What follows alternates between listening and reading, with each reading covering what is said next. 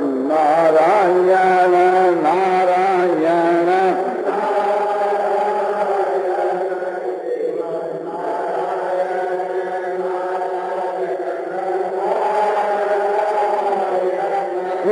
वर रामचंद्र की जय, मोर मूकवंशी वाले की जय। अब आपको बहुत बढ़िया बात सुनाई जाती है। कितने भाई लोग कहते हैं कि हम लोग महात्माओं से, भक्तों से सत्संग की बातें सुनते रहते हैं और सुनने के समय में वो बहुत ही प्रिय लगती है और उस वक्त में ये इच्छा भी होती है कि इसी के अनुसार अपना जीवन है सो बनाना है, किंतु उसके बाद के बीच के मां इस प्रकार की तीव्र इच्छा नहीं रहती और यत्किन की जो इच्छा रहती है उसके लिए हम जो प्रयत्न करते हैं तो प्रयत्न के मां सफलता नहीं होती। हम जो अपना ध्येय बनाते हैं, लक्ष्य बनाते हैं कि आज के बाद भावी का जीवन, भविष्य के मां अपने जीवन को इस प्रकार से बिताना चाहिए, ये मन के बीच के मां विचार करते हैं और निश्चय करते हैं, किंतु फिर उससे माफ के कर नहीं पाते। तो इसके लिए कोई बात आप बतलाओ। तो इसमें बात क्या है?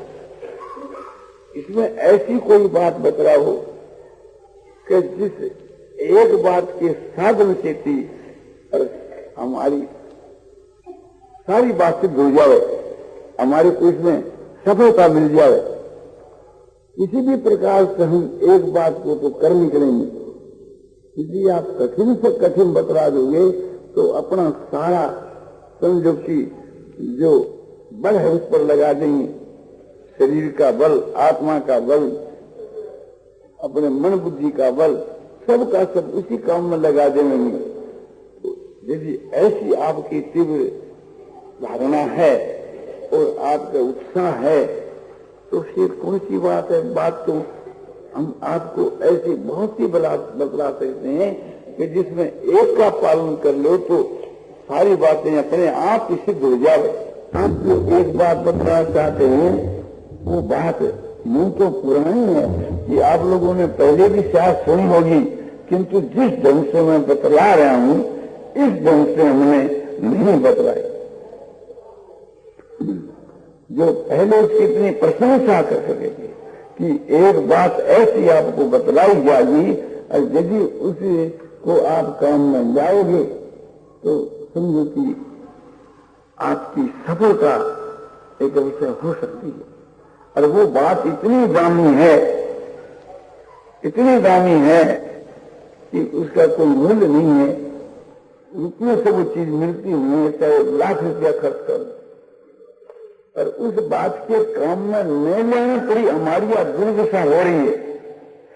लाखों जन्म हमारे हो चुके और भविष्य के लिए कोई कह नहीं सकता।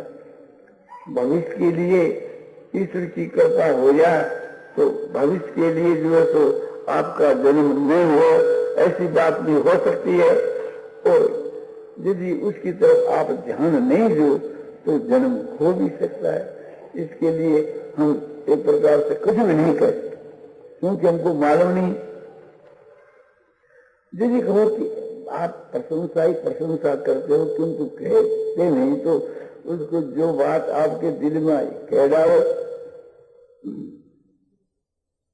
तो ठीक है, किंतु इसलिए मैं आपको पहला पुख्ता कर देता हूं कि आपके हृदय के बीच के मां ये धारणा कर लेनी चाहिए कि इसका हम जरूर पालन करेंगे, या तो इसके लिए हम मर मिटेंगे और या इसका हम अवश्य ही पालन करेंगे।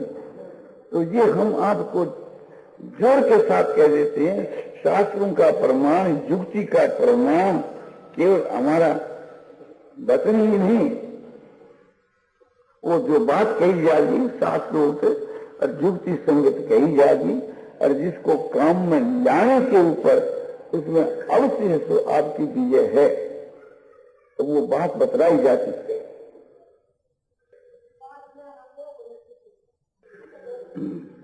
कोई भी भाई या बहन हमारे व्याख्यान के बीच में न वो नोट कर ले और उसको कोई बात कहनी या पूछनी हो तो बाद के व्याख्यान समाप्त होने के बाद या तो शुरुआत में कहने का उसका अधिकार था या अंत में,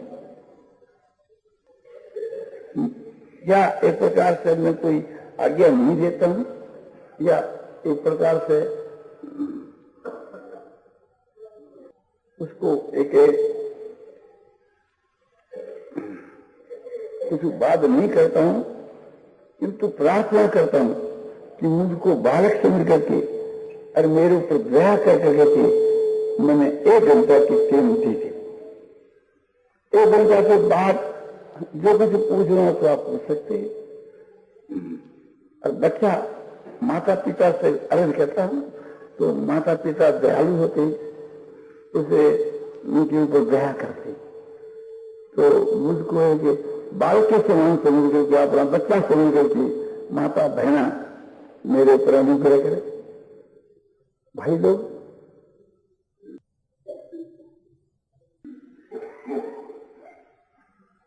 हम लोगों के मन के बीच के बाद कछु न कछु फुलना होती ही रहती है और उसके अनुसार हमारी इंद्रियां समझो की कर्म करती रहती है। शरीर से भी कर्म होता रहता है, इंद्रियों से भी कर्म होते रहते हैं और मन तो मूल है ही। तो मेरा ये कहना है कि आपके शरीर से जो कुछ होता है होता है, उसमें यदि कोई फेरबदल करने की आप आवश्यकता समझें उसके सुधार की, तो उसके लिए हमारी कोई मनाही भी नहीं है, किंतु हम उसको प्रधानता नहीं देते, उसको गौण समझते और आपकी वाणी के द्वारा और आपकी इंद्रियों के द्वारा जो कुछ चेष्टा हो रही है उसको भी होने दो, कोई परवाह नहीं। यदि कहो कि हमारे द्वारा पाप की क्रिया हो रही है तो पाप के लिए तो हम प्रोत्साहन नहीं दे रहे हैं, वो तो आप खुद ही आपने उचित समझो तो छोड़ दो, किंतु और इसके सिवा और कोई भी आपके द्वारा क्रिया होती है तो उसको होने दो। यदि आपके द्वारा पाप की क्रिया होती है तो हमारे को विश्वास है कि जो बात मैं आपको बताऊंगा उसको आप काम में लाओगे तो पाप क्रिया भी सब अपने आप ही बंद हो जाए। उसके लिए कोई अलग आपको साधन नहीं करना पड़े। आपके मन जो दुर्गुण भरे हुए हैं, आपके भीतर में जो दुराचार भरे हुए हैं, पापों के संस्कार भरे हुए हैं, आपके मन जो दुर्विषयों के संस्कार भरे हुए हैं, आपके मन जो अनेक विकार हैं और समझो कि आपकी जो बुरी आदत है और आपको चिंता, शोक, भय इत्यादि की जो समय समय पर होते रहते हैं, इन सब की जड़ उखड़ सकती है उस बात को काम में लाने पर। वो बात यह है आपके मन के भीतर के बीच के मां कोई भी संसार की जो फुरना होती है उसको बंद कर देना चाहिए। कोई भी संसार की फुरना केवल एक भगवान के सिवा और कोई भी आपके चित्त में फुरना नहीं होनी चाहिए, संकल्प नहीं होना चाहिए। इसके लिए मैं गीता का श्लोक आपको बता, एक ही श्लोक, शनै शनै परमेत बुद्धा धृति गृहीत्या आत्म संस्मरण कृत्वा और मैं किंचित चाहिए। एक साथ नहीं हुए तो आस्ते आस्ते आस्ते आस्ते उपरम हुए, यानी मन जो है ना, मन की उपरति उसको कहते हैं कि मन के भीतर के मां जो संकल्प विकल्प होते रहते हैं ना, इन संकल्प विकल्पों का आस्ते आस्ते न होना, इसको नाम उपपत्ति है। और ये जिसमें हुए उसको कहते हैं कि उस पुरुष को उपरम कहते हैं।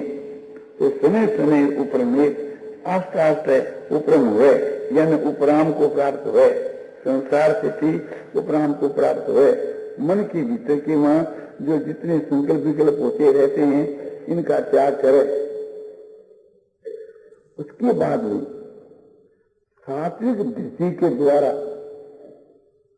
सात्विक दृष्टि करके संयुक्त जो हमारी बुद्धि है, उस बुद्धि के द्वारा मन को उस परमात्मा के मां लगा देवे, उस परमात्मा के मां उसको समावेश कर देवे। जैसे जगह जगह भगवान कहते हैं मई मनादस्व मई बुद्धि निवेश मई है अतल संशय। अर्जुन तू मन को मेरे में लगा दे और बुद्धि को तू मेरे में लगा दे, इसके उपरांत तू मेरे को प्राप्त हो जाएगा, इसमें कोई शंका नहीं। तो भगवान मन और बुद्धि दोनों को लगाने के लिए कहते हैं।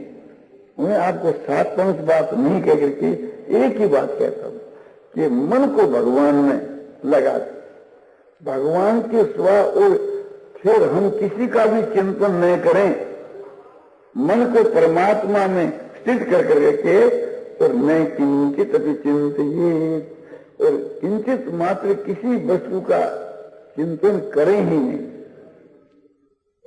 तो इसका क्या फल होगा?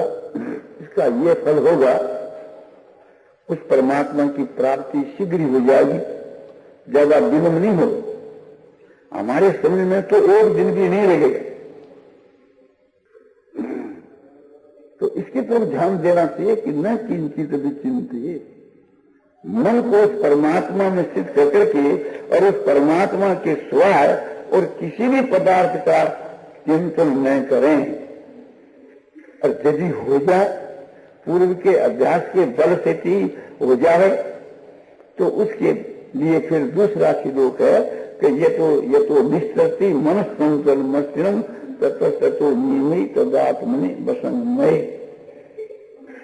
ये चंचल जो मन है, फिर जहां जहां चला जाए वहां से इसको पकड़ करके और बार बार उसे परमात्मा में जाकर के लगा दे, बार बार परमात्मा में जाकर के लगा दे।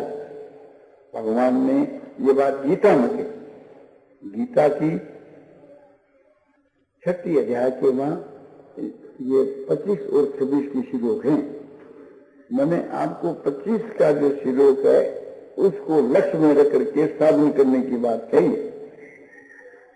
वो तो एक प्रकार से थी, इसलिए कहा गया है कि यदि एक आप मन के पराधीन हो, इसलिए बलात्कार से मन चला जावे या पूर्व के अभ्यास के कारण से चला जावे, तो उसके वास्ते यह बात कही कि मन यदि चला जावे तो फिर हमारा जो ये कहना है कि एक दिन के भीतर ही परमात्मा की प्राप्ति हो जावे, वो बात उसमें लागू नहीं पड़े।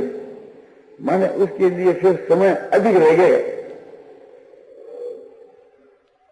यतो निश्चरती मन संचल मस्तिरम ततस्तो नियमित तदात्मने वसंगमय। मन जहां जहां चला जावा वहां से उसको पकड़ करके अपना बस में कर करके और इस चंचल मन को उस परमात्मा में फिर उसको लगा दे, और लगा करके उसी प्रकार से आत्म संस्थ मन कृत्वा न किंचित विचिंतित।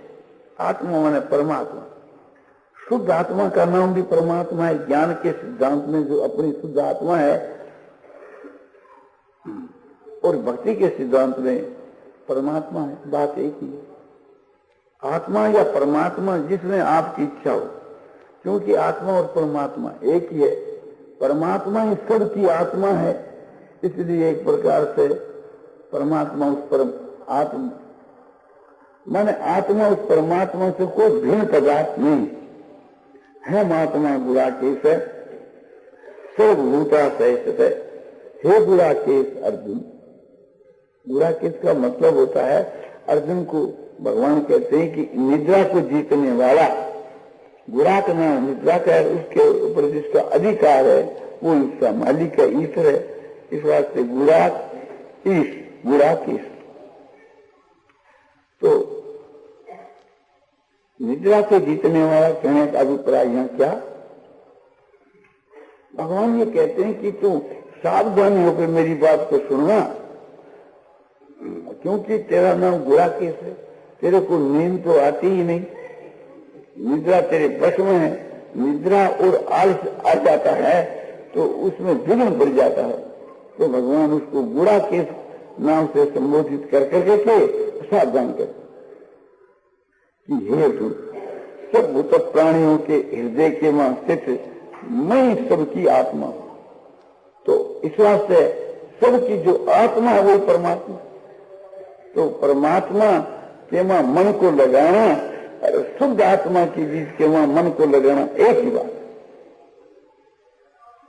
तो आत्म संसमन कृत्वा शुद्ध आत्मा में मन को स्थित करके परमात्मा के मां मन को स्थित कर करके और परमात्मा के स्वा में किंचित अभी चिंतित, किंचित मात्र भी दूसरी चीज का चिंतन न करो। चिंतन करो ही नहीं, तो चिंतन हम नहीं करें तो उस अवस्था में फिर शरीर को संसार को एकदम भुला दें तो उस अवस्था में हमारी मृत्यु तो नहीं हो जाएगी, क्योंकि फिर बस सदा के वास्ते भुला दिया गया। बोलो वास्तव में तो मृत्यु होगी नहीं, और ऐसी यदि मृत्यु हो जाए तो हमारा अवभाग्य। भगवान से बल्कि प्रार्थना करनी चाहिए कि प्रभु हम आपके मन को समावेश कर दे, लगा दें, अपने आप को बुला दें और आपके मां अपने मन को एक जगह लगा दें और उस समय में हमारी मृत्यु हो। तो ये तो भगवान से हम प्रार्थना भी करें, मांग पेश करें तो भी कोई हर्ज की बात नहीं है, पर ये ख्याल रखना चाहिए इस प्रकार से जो परमात्मा को प्राप्त हो जाते हैं पुरुष, वह कोई उसी वक्त मर नहीं जाते। तो मरने का भय आपको नहीं करना। तो होगा क्या? इस प्रकार से मन भगवान के मां लगाने पर, समावेश करने पर उसको परमात्मा की प्राप्ति शीघ्र हो जाएगी। ज्यादा से ज्यादा अवधि आपको समझ लेना चाहिए कि एक दिन भी नहीं लगे। इसमें शर्त यही है कि इस श्लोक के अनुसार मन को परमात्मा में लगा दिया और लगाने के बाद समझो और किसी का भी चिंतन नहीं किया, न संसार का न शरीर का, किसी का भी चिंतन नहीं किया। दुर्भाग्य से यदि संसार का या शरीर का चिंतन हो जाए तो उसके लिए आगे के श्लोक में जो बात बतलाई है वो साधन आपको बतला दिया। उस साधन के अनुसार फिर एक प्रकार से ऐसी स्थिति आपकी बना लेनी चाहिए कि आत्म संसमन कृत्वा मैं किंचित भी चिंतित। तो दूसरी दफा इस प्रकार से कर लेना चाहिए। अब यदि संसार का चिंतन करते हुए एक प्रकार से मनुष्य की मृत्यु हो जाए तो उसकी क्या गति है? तो उसकी जो योग भ्रष्ट की गति है वो इसकी गति है। योग भ्रष्ट की क्या गति? इसी अध्याय के में आगे जाकर के भगवान अर्जुन को कहते हैं अयति सर्वयोपे तो योगा चलित मानस अप्राप्त योग संसिद्धि कामगति कृष्ण गच्छति। हे कृष्ण, हे प्रभु, आपने जो साधन बताया है कि आत्म संसमन कृत्वा मैं किंचित भी चिंतित, मन को आत्मा के मां परमात्मा के मां स्थित कर करके परमात्मा के सिवा अपने शरीर या संसार किसी का भी किंचित मात्र भी कोई चीज का चिंतन नहीं करे तो ठीक है। और मन को बस में करने के लिए आपने दो उपाय बतलाए, अभ्यास और वैराग। अपनी शक्ति के अनुसार अभ्यास और वैराग भी करता है, किंतु मन बस में न होने के कारण से श्रद्धा भी है। श्रद्धा करके संपन्न है, विश्वास है, ये नहीं कि विश्वास नहीं है, किंतु मन बस में न होने के कारण से अब मरने के समय के मां मन जो इस ध्यान से विचलित हो गया, उस वक्त के मां परमात्मा के मां मन नहीं रहा और योग स्थिति चित्त विचलित हो गया, यानी ध्यान स्थिति चित्त चलायमान हो गया। बस में न रहने के कारण से अप्राप्त योग संसिद्धि और योग की जो संसिद्धि है वो हो ही नहीं। यानी योग साधन को फल है परमात्मा की प्राप्ति, परम पद की प्राप्ति। वो परम पद की प्राप्ति रूप योग की जो सिद्धि वो मिली नहीं, तो फिर उसकी क्या गति होगी? अर्जुन एक से कह रहा कि प्रभु क्या उभय दृष्टिहीन हो जाएगा? जैसे आकाश के बीच में जो बादल है, बादल से एक बादल का टुकड़ा उससे निकल करके दूसरे बादल में जाकर शामिल होना चाहता है और बीच में वो नष्ट भ्रष्ट हो जाए, इस प्रकार से वो नष्ट भ्रष्ट तो नहीं हो जाएगा? ये अर्जुन शंका करते हुए और भगवान से कह रहे।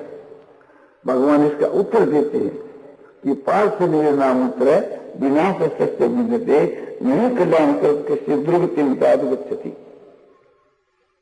भगवान कहते हैं अर्जुन पार्थ मेरे नाम उत्तर विनाश सत्य विद्यते नहीं कल्याण कर दुर्गति गच्छति। तात स्वरूप एक स्वार्थ है। तात माने हे मेरे प्यारे, हे मेरे प्यारे। तात के मान ये भाव है तथा जो कुंती उसका नाम प्रभा था तो कुंती का पुत्र है। तो ये कहकर के ये संबंध भगवान जना रहे हैं कि तो मेरी कुंती बुआ का लड़का है। कुंती कृष्ण जी की बुआ थी, तो ये संबंध भी ऐसे जना रहे हैं और पास कहकर ये भी जनाते हैं कि तेरे को ये शंका क्यों करनी चाहिए? कुंती का तो ये ऐसी शंका कभी होती ही नहीं, और उसका पुत्र तू है तो तेरे को ये शंका क्यों होनी चाहिए कि उसकी कोई दुर्गति तो नहीं हो जाएगी? दुर्गति की तो कोई बात ही नहीं है। तो पार्थ मेरे नाम उत्तर विनाश तस्य विद्यते। हे पार्थ, उसका इस लोक में और परलोक में कभी विनाश होता ही नहीं। उसका जो साधन है वो इस लोक में भी कायम है और मरने के बाद स्वर्ग में या किसी मनुष्य शरीर में जाएगा तो वहां भी वो कायम रहेगा, उसका कभी पतन नहीं हो सकता। और आत्मा के कल्याण के उद्देश्य से जो कर्म करने वाला जो पुरुष है उसकी कभी दुर्गति तो होती ही नहीं। दुर्गति क्या कि पशु पक्षी कीट पतंग आदि योनियों की प्राप्ति है वो दुर्गति है, और नरकुंज की जो प्राप्ति है वो दुर्गति है। एक योनि विशेष नरक है और एक स्थान विशेष नरक है। तो रोरे, महारोरे, कुंडीपाद, तामेश्वर, अंग तामेश्वर, वेतरणी, असिपत्र आदि बहुत से प्रधान प्रधान नरक है। ये स्थान विशेष नरक है, ऐसे स्थान है। और योनि विशेष नरक क्या कि पशु पक्षी कीट पतंग शुकर कुकर आदि ये योनि विशेष नरक है, ये भी एक नरक है। तो इन किसी भी नरकों के वहां जाना वो पतन, यही सब असत योनियां है। तो जो साधक है और अपनी आत्मा के कल्याण के लिए उद्धार के लिए प्रयत्न करने वाला पुरुष है, उसकी कभी दुर्गति विपरीत गति जो है, घृणित जो गति है, जमीन जो अपने गति है उसकी कभी नहीं होती। ये तुम्हारे को विश्वास करना चाहिए। वो मरकर के स्वर्ग को जाता है और स्वर्ग के लोगों को बहुत वर्षों तक भोग करके और फिर पवित्र लक्ष्मी मानों के घर में उसका जन्म होता है। सचिनाम श्रीमतान जी जो भ्रष्टो विजय थे, ये भ्रष्ट पुरुष है। मैंने आजकल क्या पहले के जमाने में भी ये दो बात दुर्लभ थी कि श्रीमान भी हो और पवित्र भी हो। ये कठिन बात, जहां धर्म होता है वहां पाप प्रवेश कर जाता है। तो हर एक आदमी को ये ख्याल रखना चाहिए कि प्रभु एक प्रकार से हमारे को तुम धनी मत बनाना, क्योंकि जहां धन होता है वहां एक प्रकार से पाप का अड्डा होता है। धन पाप से पैदा होता है और वो पैसे जब जाते हैं तब पाप कराते हैं, आते हैं तब पाप कराते हैं। तो ये कहा कि धनियों में जो ऐसे धनी होते हैं ना, जो धर्मात्मा पुरुष होते हैं, ये तो नहीं कि सभी पापी होते हैं। धनियों के मन को धर्मात्मा भी तो होता है ना। तो पवित्र जो पुरुष है, जिनकी आत्मा शुद्ध है, ऐसे घरों के बीच के वहां उसका जन्म होता है। और यदि वो वृक्ष होता है तो न तो स्वर्ग को जाता है और न जन्मों के घर में, तो अथवा योगी नाम वो कुले भरती धीमता, योगियों के कुल के में, ज्ञानी महात्माओं के घर के में उसका जन्म होता है। जैसे पूर्व के जमाने में राजा जनकादिक थे, और ऐसे ज्ञानी महात्मा के घर में जो पैदा होता है, उस ज्ञानी महात्मा के वीर्य से जो पैदा होता है वो ज्ञानी महात्मा ही होता है। प्राय करके ये बात शास्त्रों में आती, तो ख्याल करना चाहिए उसकी कितनी प्रशंसा की जा रही है। अथवा योगी नामे वह तुल्य भक्ति कीमताम एतदहि दुर्लभतम लोके जन्म ईदृशम, लोके मन संसार में ईदृशम, इस प्रकार का जन्म अत्यंत दुर्लभ है। दुर्लभ ही नहीं, अत्यंत दुर्लभ है। सूचना श्रीमतान के ये वर्षों भी जाते पवित्र पुरुषों के और श्रीमानों के घर में जो जन्म है ये ही दुर्लभ है, क्योंकि जो श्रीमान होते हैं उनमें पवित्र कोई एक होता है। तो ये दोनों बात का जहां मेल है ऐसी बात दुर्लभ है। इनका मेल कहीं खा भी जाए तो ज्ञानी महात्मा पुरुष तो संसार में कोई करोड़ों में एक होता है, और सो भी गृहस्थ के वहां है, और उसके घर में उसका फिर जन्म हो, उसके घर में माना उसके वीर्य से, तो उसके लिए ये बात है कि फिर उससे जो पैदा हो वो ज्ञानी के कुल में, ज्ञानी के वीर्य से ज्ञानी पैदा। तो इस वास्ते ये और भी अत्यंत दुर्लभ बात है। तो बात ये बताइए आपको, ये स्वर्ग में कौन जाते हैं कि जिनकी विषयों में प्रीति होती है, भोगों में प्रीति होती है, तो भगवान उसको भोग भुगताते हैं, इसलिए समय का कुछ विलंब हो जाता है। और जो भोगों को रोग समझते हैं, जैसे सीता कहती है कि भोग रोग सम भूषण भारू, इस प्रकार से भोगों में जिनका वैराग होता है उनको तो फिर स्वर्ग में भेजना है, वो अपने नरक के समान है, उसको तो वहां सुख है नहीं। तो ऐसे दृढ़ पुरुषों को भगवान स्वर्ग नहीं भेजते, तो उनको तो सीधा एक प्रकार से समझो कि योगियों के कुल में भेजते, और वहां जाकर के वो उसी काम में लग जाता है और भगवान की प्राप्ति उसको तुरंत हो जाती है। तो यदि किसी कारण से मरने के समय में उस परमात्मा के ध्यान से हमारा चित्त विचलित हो गया, तो भी एक प्रकार से हम योगियों के कुल में जन्म लेंगे। किंतु अपने को तो ये चेष्टा करनी चाहिए, ये नौबत भी क्यों आवे कि हमको मरना पड़े और फिर योगियों कुल में जाकर जन्म लेना पड़े। और ये बात हमारे को समझ में नहीं आई कि उसकी दुर्गति होती ही नहीं, तो उसके बहुत से किए जो पाप है उनका फल तो या तो त्रिक योनि, पशु पक्षी कीट पतंग आदि की योनि, या ऐसो नरक की प्राप्ति, ये तो उसका फल होगा ही। तो दुर्गति उसकी क्यों नहीं होती? बोला नहीं, भगवान कहते हैं ना गीता में उसकी दुर्गति नहीं। क्यों? उसको मौका दिया जाता है, उसकी जो नीयत है ना, देखो नीयत की तरफ किसको आपने मौका दिया गया? तो नहीं कल्याण किसी दुर्गति कहते, हे मेरे प्यारे, जो कल्याणकृत है, कल्याण के लिए जो प्रयत्न करने वाला, क्रिया करने वाला, चेष्टा करने वाला, उसको कहते कल्याणकृत। कल्याण के वास्ते जो कर्म करे उसको कहते कल्याणकृत। तो उसके लिए ये बात है कि उसको मौका दिया जाता है। मौका क्या?